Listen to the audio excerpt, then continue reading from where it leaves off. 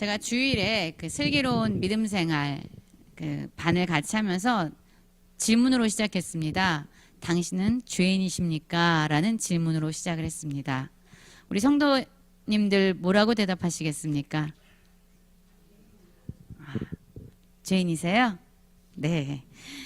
성경은 사실 모든 사람이 죄를 범하였고 모든 사람이 죄인이라고 말하고 있어요. 로마서 3장 23절 말씀은 모든 사람이 죄를 범하였음에 하나님의 영광에 이르지 못하더니 라고 말씀하고 있습니다. 모든 사람은 죄인입니다. 그렇죠? 그런데 모든 사람이 다 자기가 죄인임을 인정하지는 않습니다. 그래서 세상엔 두 종류의 사람이 있어요. 아니, 두 종류의 죄인이 있습니다. 한 종류는 자기가 죄인인지를 아는 죄인이에요. 그리고 또 한 종류는 자기가 죄인인지를 알지 못하는 죄인입니다. 이렇게 두 종류의 사람이 있죠. 결국 이 말은요, 모든 사람이 내가 죄인입니다를 깨닫지 못할 수도 있다는 것이고, 또 깨달았다 해도 그것을 고백하지 않는 사람도 있다는 겁니다. 그러면 죄가 무엇일까요? 여러분, 죄가 무엇입니까? 헬라어로 하마르티아라고 얘기하는데, 이것은 뭐 도둑질을 하고 살인을 하고 이런 행위, 잘못된 행위를 말하는 것이라기보다는 벗어남, 빗나감, 관역에서 벗어남, 관역에서 기준에서 빗나감이라는 의미예요. 그러면 관역은 뭐고 기준은 뭘까요? 여러분, 우리가 예수님을 믿기 전에 우리의 삶의 기준은 무엇이었죠? 바로 내 자신이었습니다. 그래서 우리는요, 다 자기 소견에 옳은 대로 살아갔어요. 그랬기 때문에 자기가 하는 모든 것들에 대해서 이게 죄인지 죄가 아닌지를 몰라요. 왜요? 내 소견은 다 옳거든요. 사람들을 구별하는 기준도 딱 하나입니다. 나에게 잘하면 좋은 사람이에요. 나에게 못하면 나쁜 사람이에요. 나에게 유익이 있으면 좋은 일입니다. 그러나 나에게 유익이 없으면 나쁜 일이죠. 그래서 예수님을 믿기 전에 사람들은 다 자기를 기준으로 살아갑니다. 그런데 예수님을 믿은 다음에 우리의 삶은 완전히 변화된 거예요. 어떻게 변화됐죠? 우리의 삶의 기준이 바뀌어버린 거예요. 우리를 만드시고 우리를 창조하신 하나님의 말씀을 듣다 보니까 내가 기준이 아니라는 것을 깨닫게 되죠.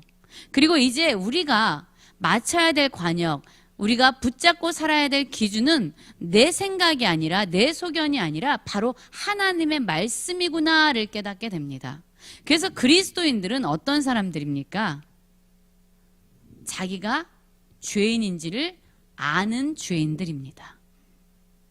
그러면 예수님을 믿지 않은 사람들은, 그리스도인이 아는 사람들은 어떤 사람인지요?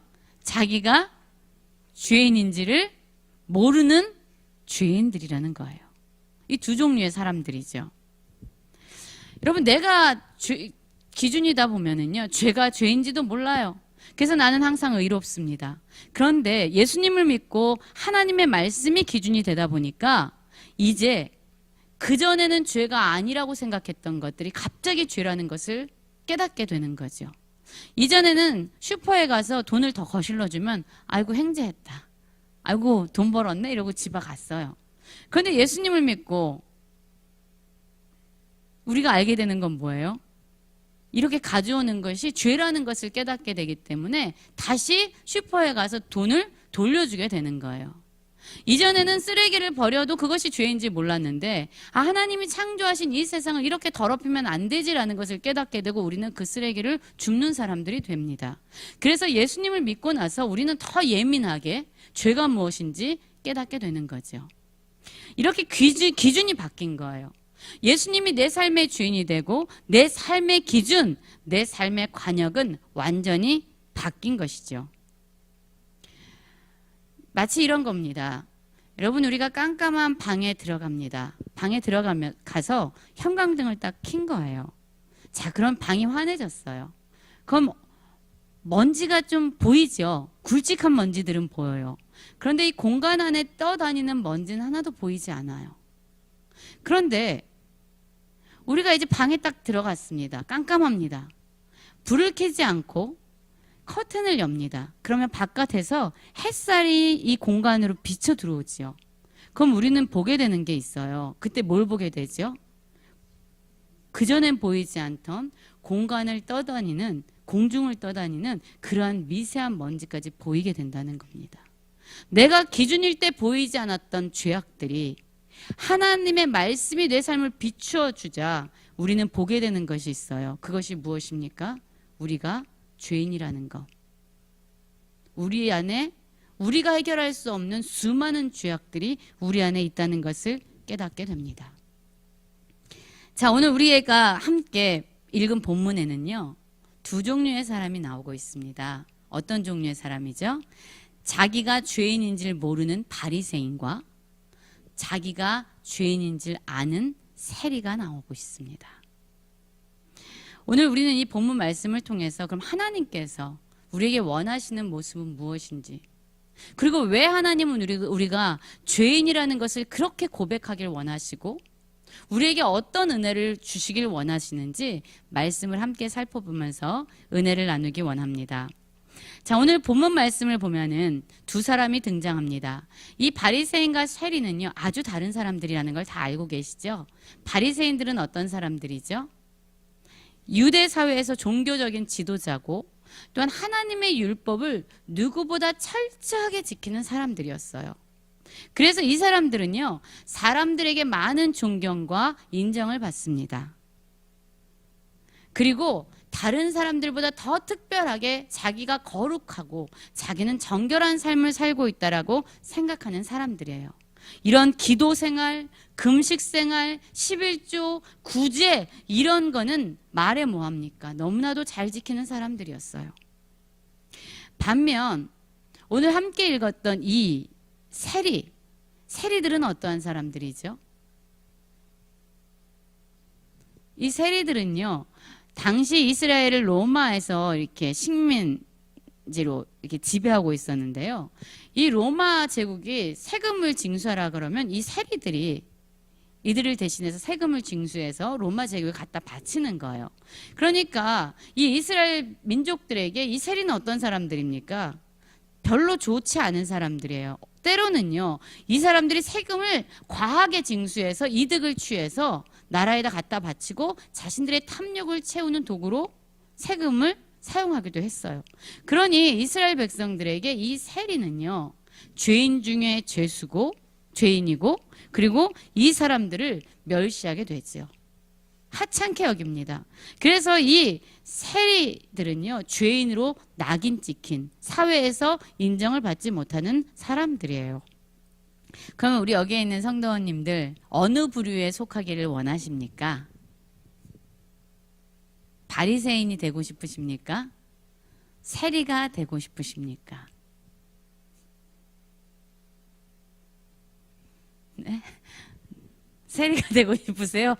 세리가 되고 싶다는 분이 나오셨습니다. 네, 그런데 오늘 본문을 보면요, 이 두 사람 모두가 기도하기 위해서 성전으로 올라가게 됩니다. 모두가 다 기도하러 갔다라고 얘기를 해요. 두 사람 다요. 하나님을 만나서 하나님과 교제하기 위해서 성전에 올라간 거예요. 그런데 이들의 기도의 모습과 기도의 내용은 너무나도 다르죠. 우리 누가복음 18장 11절에서 12절 한번 같이 읽어볼까요? 누가복음 18장 11절 12절입니다. 같이 읽겠습니다.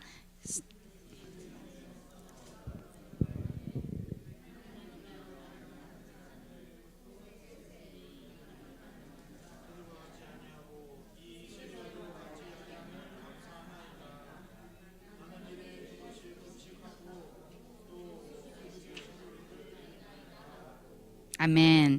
그렇게 말씀하고 있어요. 여러분, 이 바리새인이 기도하는 모습은 이렇습니다. 세리 옆엔 가지도 않아요. 따로 섰습니다. 아주 꼿꼿하게 섰어요. 그리고 기도하는 거죠. 뭐라고 기도합니까? 나는 같지 않다라는 말을 2번이나 해요. 누구랑 같지 않아요? 저 죄를 짓는 저 사람들, 토색하고 불의하고 간음하는 저 사람들과 같지 않다. 그리고 나는 누구랑도 같지 않아요? 세리와도 같지 않은 아주 특별한 사람입니다, 주님. 나는 특별해요. 저 죄인들하고 달라요. 나는 옳아요. 항상 죄를 짓는 저들과 나는 다른 아주 특별한 사람입니다. 주님 그것을 꼭 기억해 주셔야 합니다. 나는 감사해요. 내가 죄인이 아니라서 감사해요. 내가 저 사람보다 더 의로워서 감사해요. 나는 저들과 같지 않고 특별해서 감사합니다라고 그가 하나님께 감사하고 있습니다. 그가 감사한 것은 그가 죄인이 아니기 때문에 감사하고 죄를 짓지 않아서 감사하다라고 이야기하고 있어요. 그리고 또한 그가 이야기합니다. 그는 무엇을 얘기합니까? 나는 뭐를 하고 있대요? 2번씩 금식하고 또 소득의 11조를 드리고 있습니다 라고 이야기하고 있습니다. 여러분 이것은 무슨 얘기입니까? 하나님 내가 얼마나 의롭게 사시는지 아시죠? 하나님 내가 얼마나 정성을 다해서 내 힘과 능력을 다해서 당신을 섬기고 있는지 주님 아시지요? 그러면서 자신의 의로움과 자신의 자랑을 하나님 앞에서 떠들어대고 있습니다. 여러분 그러다 보니까요 참 이 바리새인의 기도는요 참 대단한 기도예요. 어떤 기도죠? 하나님 난 죄인이 아닙니다. 그래서 나를 구원하시는 하나님의 은혜는 필요가 없습니다. 하나님 나는 의롭습니다. 나는 하나님이 도와주셨지 않아도 하나님의 은혜 없이도 나는 잘 살고 있어요. 그러니까 나를 칭찬해 주시고 나를 높여 주십시오라고 하나님께 기도하고 있는 거예요.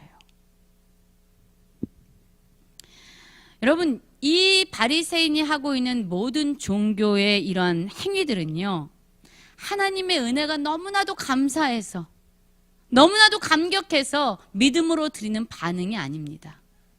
그가 하는 모든 신앙의 삶은 자기를 높이고 자기를 자랑하고 자기를 드러내기 위한 수단이 되어버렸던 거예요.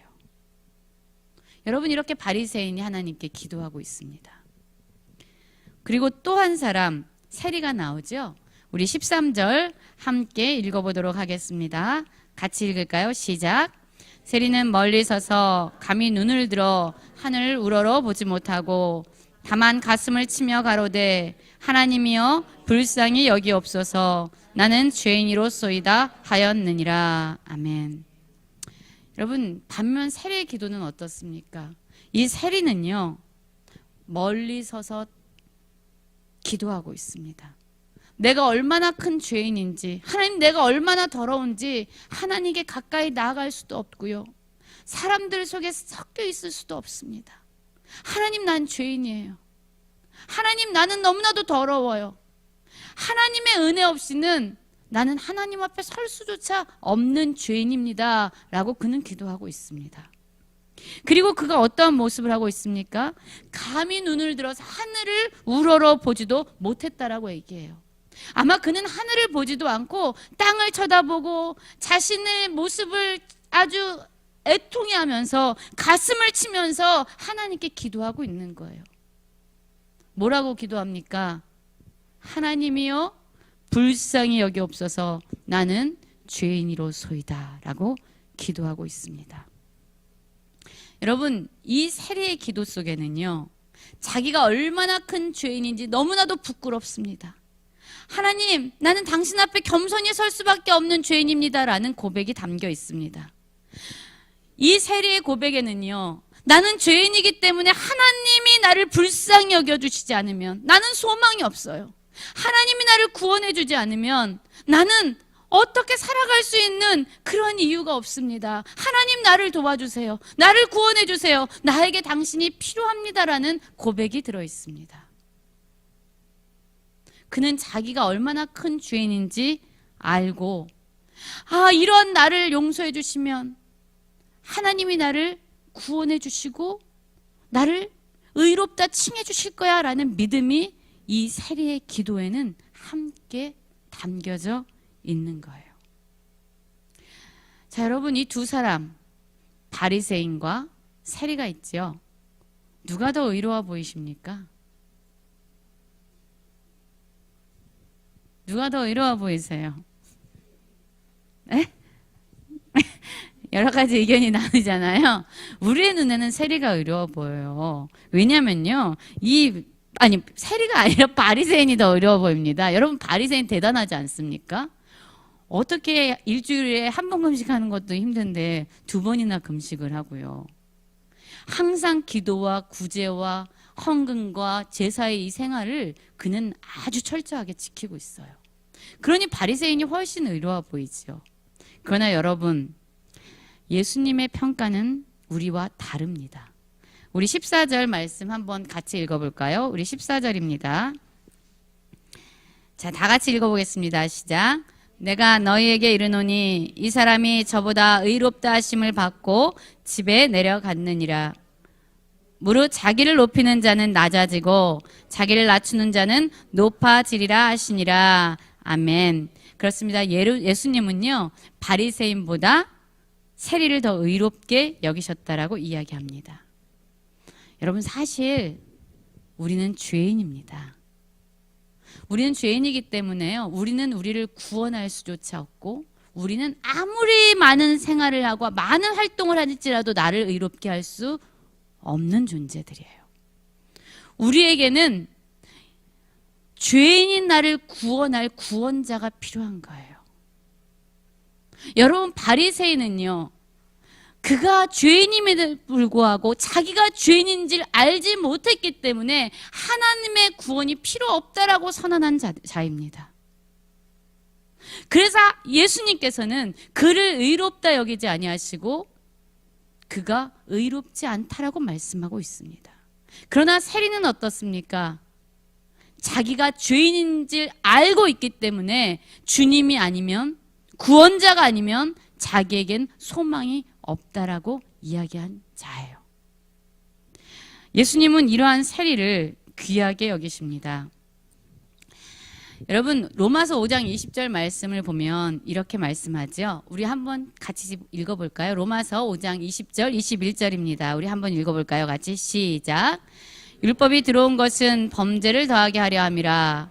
그러나 죄가 더한 곳에 은혜가 넘쳤나니 이는 죄가 사망 안에서 왕노릇한 것 같이 은혜도 또한 의로 말미암아 왕노릇하여 우리 주 예수 그리스도로 말미암아 영생에 이르게 하려 함이라. 아멘.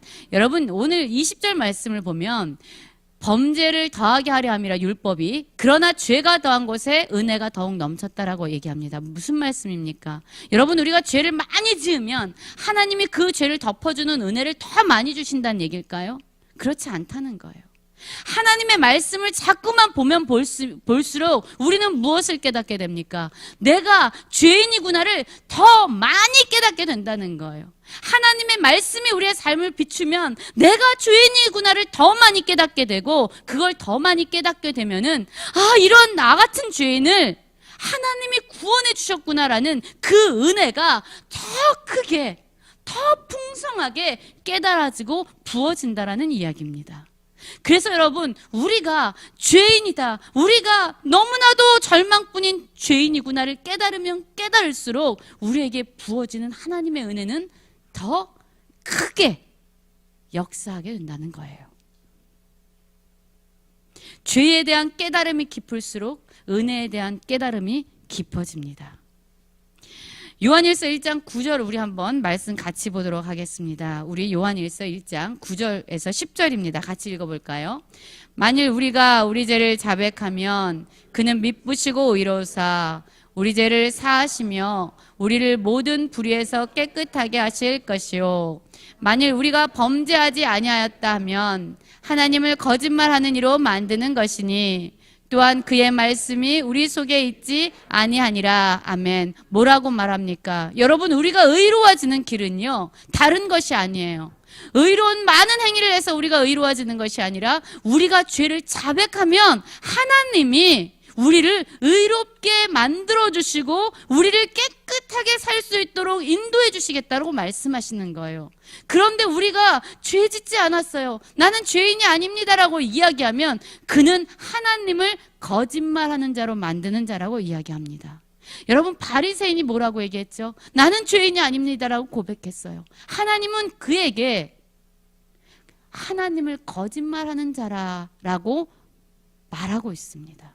그러나 사일이는 어땠습니까? 그가 죄인이라고 고백하고 그가 하나님 앞에 가슴을 치면서 통회할 때 하나님은 어떻게 말씀하십니까? 그를 죄에서 사하셔서 의롭게 만드셨고 그를 불의에서 깨끗하게 하셨다라고 말씀하고 있습니다. 여러분, 그래서 죄를 깨닫는 게 가장 중요해요. 저는 오늘 말씀을 이렇게 준비하면서 우리나라 선교 사역에 아주 커다란 축을 담당했던 로버트 하디 목사님에 대해서 좀 생각을 하게 됐어요. 이 하디 선교사님은요, 캐나다 오타리오라는 곳에서 태어났습니다. 농부의 아들로 태어났어요. 그런데 이분이 고등학교를 졸업하고 교사로 한 2년간 섬기다가 토론토 의과대학에 들어가게 돼요. 그리고 마음에 미국 무디 그 목사님 아시죠? 그 목사님한테 도전을 받고 나는 선교사가 되어야겠다라고 생각을 하게 됩니다. 그런데 그가 토론토 의과대학 1학년 때에 그 선배가 조선 선교 간증을 하게 돼요. 조선에 와서 그가 선교하고 어떻게 살았는지 간증을 하게 되는데 그가 그때 이런 말을 합니다. 조선에는 의사가 필요합니다 라는 이야기를 하게 돼요. 그러자 이 하디 목사님이 그 이야기를 듣고 나는 이제 조선에 들어가서 선교를 해야겠다라고 결심을 하게 되죠. 그리고 1890년도에 이 하디 선교사님은 정말로 조선에 들어와서 의로 선교사로 사역을 시작합니다. 많은 일들을 했어요. 그리고 이제 한 1898년 들어온 지 한 8년 만에 목사로서 안수를 받고 그리고 이제 다른 선교 단체에 소속되어서 열심히 선교를 감당하면서 사역을 해 나갑니다. 개성에서는 남성 병원을 설립해서 환자들을 도와주기도 했고요. 그리고 원산을 중심으로 해서 많은 지역을 돌아다니면서 예수 그리스도의 복음을 전하는 그러한 일들을 해 나갔습니다. 그런데 여러분, 선교에 많은 결실이 있었을까요? 조선에 들어온 지 13년이 됐고요. 원산을 중심으로 해가지고 그가 선교 활동을 열심히 한 지 10년이 지났는데요. 결실이 없는 거예요. 그래서 이 하디 선교사님의 마음에 아주 커다란 낙심을 하게 돼요. 이 선교사님이 이렇게 아주 어렵게 조선 교인들한테 세례를 주면은 이 세례받은 사람들이요, 나 예수 안 믿겠다고 출교를 하든가 이사를 가버려요. 그리고 이제 불시에 교인들 집을 방문하면요, 교인들이 이렇게 모임을 하면서 뭐라고 하냐면 술상을 차려놓고 모임을 하고 있는 거예요. 그리고 교인이란 이름으로 횡령도 하고 사기도 치는 일들이 계속적으로 일어나니까 이 선교사님이 생각을 한 거죠. 뭐라고 생각했을까요? 내가 이 선교 사역에 결실이 없는 거는 저 미개한 조선 사람들 때문이다 라고 생각을 하면서 모든 탓을 조선 교인들에게 돌립니다. 그러면서 아주 무기력한 자신을 자책하고 하나님을 원망하게 되죠. 선교의 열매가 별로 없었어요. 사람들의 삶에는 변화가 일어나지 않았습니다. 그랬더니 선교사님이요, 그 절망감, 선교를 해도 결실이 없는 그러한 상황 가운데서 낙심하는 마음을 가지고 1903년도에 선교사 사경회를 인도하게 됩니다. 그러니 마음이 얼마나 처참했겠어요. 그런데 여러분, 이때 선교사님의 사역에 놀라운 축이 되는 기적과 같은 일이 일어나게 돼요. 그게 어떤 일이었을까요? 갑자기 하나님께서 그 선교사님의 마음에 이러한 마음을 이런 생각을 주신 거예요. 네가 선교 사역에 실패한 것이 그 원인이 무엇이냐? 선교사님이 기도하면서 가만히 생각해 보니까 자신의 선교 사역에 결실이 없고 그렇게 실패한 것이 저 미개한 조선 사람들 때문이 아니라 바로 나는 백인이야, 나는 의사야 라는 거만한 자기 우월감, 그리고 조선 사람들을 미개한 민족 취급하는 자신의 악함, 거기에 있구나를 깨닫게 되면서 하나님 앞에 철저하게 자기가 죄인임을 고백하면서 하나님께 이런 기도를 드리게 돼요. 하나님, 저는 죄인입니다. 하나님, 조선 사람들을 미개한 민족이라고 거만하게 바라봤던 저를 용서해 주십시오. 저는 죄인입니다. 라는 회개의 기도를 하게 돼요. 여러분, 그때에 놀라운 기적과 같은 일이 일어나는 거예요. 그 하디 선교사님의 회개의 기도를 보면서 그곳에 함께 모였던 모든 선교사님들이 함께 회개를 하고 그 회개의 사건을 통해서 1903년 원산 대부흥의 역사의 계기가 됩니다. 그리고 그것은 1907년도 평양 대부흥의 시발점이 되기도 해요. 그 다음에 이 하디 선교사님은 거기서 자기의 죄를 고백하고 그 다음에 주일에 그 조선인들 모여서 하는 그 예배당 있잖아요. 교회 가서 그 조선 교인들 앞에서 철저하게 자신의 죄를 고백하고 나로 인해서 상처를 받은 사람이 있다면 용서해 주십시오라고 사람들에게 가서 철저하게 자신의 죄를 회개하는 일을 하게 되죠. 그리고 나서 이 하디 선교사님은요, 45년 동안 한국에서 선교 사역을 감당합니다. 두 어린 자식들을요, 양아진 외국인 선교사 묘지에 묻고 그러면서도 불구하고 조선을 떠나지 않고 계속 선교 사역을 감당해요. 그리고 그 선교사로 사역한 지 40주년 되는 때에 그가 이런 고백을 합니다. 내가 다시 젊어진다면 나는 즐거이 조선으로 다시 오겠소. 그리고 진짜 선교사로, 이제 무늬만 선교사가 아니라 그냥 경건의 모양만 있는 그리스도인이 아니라 진짜 선교사로 자신의 삶을 헌신하게 됩니다. 여러분, 제가 오늘 이 선교사님의 이야기를 해드린 이유는 다른 것이 아니에요. 여러분, 우리의 신앙의 삶, 아주 종교적이고 아주 거룩해 보이는 그런 신앙의 삶이요, 나의 힘과 나의 능력으로 된다면 여러분, 그것은 하나님 앞에서 죄일 뿐입니다. 여러분, 하나님이 우리를 인도해 가실 때 그리스도인의 첫 출발점은 내가 죄인입니다라는 그 고백으로부터 시작한다는 것을 우리는 기억해야 합니다. 여러분, 우리가 내가 얼마나 큰 죄인인지 깨달아야만 나를 구원하신 하나님의 은혜가 얼마나 크고 놀라운 것인지를 깨달을 수 있습니다. 그러면 우리는 그 은혜가 너무나도 감격스러워서 그 은혜가 너무나도 감사해서 하나님께 기도하게 되는 거예요. 나를 구원해 주신 이 하나님과 더 많이 이야기하고 싶어서 기도하게 되는 거예요. 나에게 전적인 무조건적인 사랑을 베풀어 주신 하나님의 사랑에 감격해서 나는 더 하나님을 갈망하면서 금식하게 되는 거예요. 이 세상을 창조하신 하나님, 모든 것의 왕이 되신 하나님, 모든 것의 주인이 되신 하나님이 내 삶의 주인이라는 것을 인정할 수밖에 없기에 우리는 하나님께 헌금하고 하나님께 11조를 하게 되는 거예요. 여러분, 우리의 모든 종교 생활은 내 힘에서, 내 능력에서 비롯되는 것이 아닙니다.